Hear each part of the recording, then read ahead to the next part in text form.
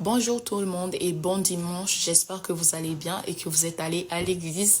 Aujourd'hui, comme convenu, on va parler de la femme. On va premièrement parler de l'habillement de la femme, de la valeur de la femme, son importance. Et avant de commencer, j'aimerais qu'on commence par le verset 1 Timothée 2,9. Ça dit, je veux aussi que les femmes vêtues d'une manière décente, avec pudeur et modestie. Et qu'est-ce que ce verset veut nous dire par là? Ce verset veut nous dire qu'une femme qui ne s'habille pas décemment, c'est une femme qui n'a pas de pudeur en elle, ni de modestie. Alors qu'on sait qu'une femme qui sert Dieu, une femme qui est chrétienne, se doit d'être décente, se doit d'être décente dans sa manière de parler, dans sa manière de s'habiller. Et il y a un proverbe dans le monde que je n'aime pas, c'est le proverbe qui dit l'habit ne fait pas le moine.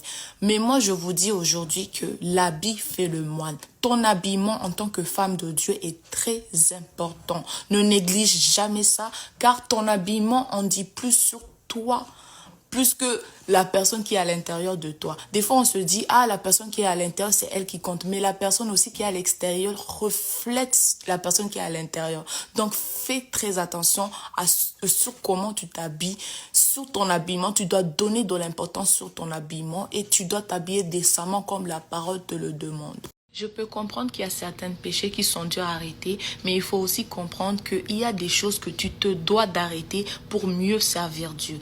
Et servir Dieu, c'est pas seulement prêcher. Servir Dieu, c'est pas seulement chanter. Servir Dieu, c'est pas seulement parler de Dieu partout, mais il faut aussi donner un bon exemple de Dieu.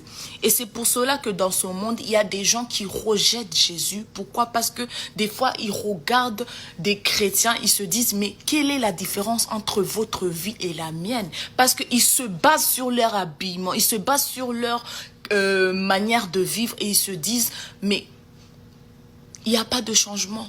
Et quand un païen te regarde et qui n'arrive pas à voir ce changement en toi, qui n'arrive pas à voir ce Dieu qui est venu en toi, c'est que vraiment il y a quelque chose qui cloche. Parce que quand Dieu vient dans ta vie, il change, il te donne une nouvelle vie. Pour parler de la valeur de la femme, on va aller dans Proverbe 31:10, le proverbe préféré des femmes.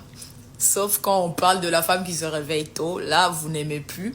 Et ça dit, qui peut trouver une femme vertueuse? Elle a bien plus de valeur que les perles. Et quand on descend sur le verset 25, ça dit, elle est revêtue de force et de gloire. En fait, une femme vertueuse, c'est une femme qui a des bonnes qualités. C'est une femme qui est modeste. C'est une femme qui connaît sa valeur. C'est une femme qui sait ce que Dieu dit sur elle. C'est une femme qui est rare à trouver. Elle a bien plus de valeur que les perles. C'est une femme qu'on ne trouve pas partout. C'est une femme qui est très difficile à trouver, comme aujourd'hui c'est très difficile de trouver un homme de Dieu ou de trouver une femme vraiment de Dieu. Pour vous dire qu'une femme qui est vertueuse, c'est une femme qui est très rare, c'est une femme qui est appréciée de Dieu, c'est une femme en fait qui connaît sa valeur. Je ne sais pas pour vous, mais selon moi, une femme qui sait, qui connaît la parole, qui sait ce que Dieu dit sur elle, qui connaît sa valeur, c'est une femme qui dégage un certain charisme, comme le monde le dit. C'est une femme, en fait, qui vit selon Dieu. Et cette femme, quand tu la rencontres, tu sens la présence de Dieu. Tu sens qu'elle mène une vie qui plaise à Dieu. Pour elle, elle ne vit plus pour les hommes, mais elle vit que pour Dieu. Et Dieu veut qu'on soit ce genre de femme. Il veut qu'on soit ce genre de femme qui ne se base pas sur ce que la société dit, qui ne se base pas sur ce que l'homme dit, mais qui se base sur ce que Dieu dit. Car ce que Dieu dit est la seule vérité. Et si tu veux aujourd'hui être ce genre de femme, il faut que tu mettes en pratique ce que la parole te dit. Il faut que tu sois une femme vertueuse. Il faut que tu sois une femme qui est rare, plus rare que les perles. Une femme qui est remplie de force et de gloire. Et finalement, on va finir en parlant de l'importance de la femme dans le monde.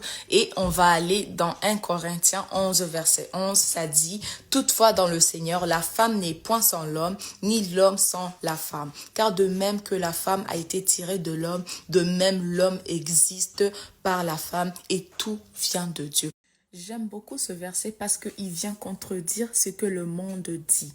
Et le monde a toujours abaissé la femme. Le monde a toujours voulu montrer à la femme que c'était une être qui n'était pas censée être là, mais la parole nous dit que la femme n'est point sans l'homme et l'homme sans la femme. Et comme la femme a été tirée de l'homme, c'est de la même manière que la femme devra mettre au monde un homme.